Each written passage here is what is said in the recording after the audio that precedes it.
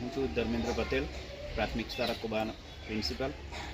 એક નવા વિચાર આવ્યો હતો કે પક્ષીઓ માટે ચણ એટલે કે પક્ષીઓનો ખોરાક કઈ રીતે પક્ષીઓ સરળતાથી ચણ ખાઈ શકે, એના માટે અમારી શાળામાં ખૂબ મોટી સંખ્યામાં પક્ષીઓ આવતા હોય છે દર વખતે.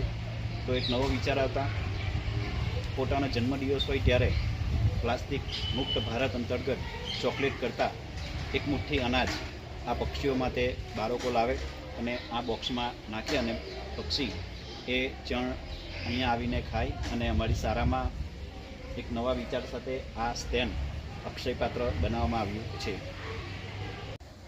અમારી શાળા પ્લાસ્ટિક મુક્ત શાળા.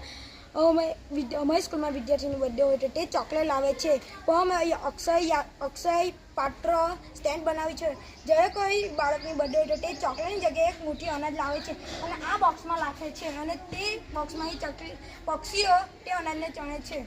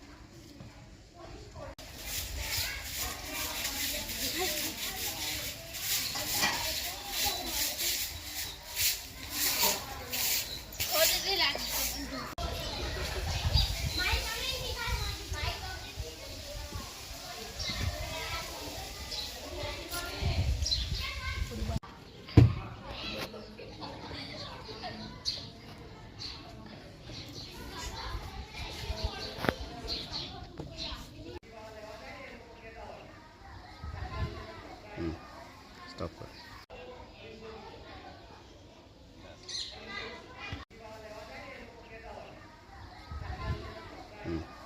સ્ટોપ કર.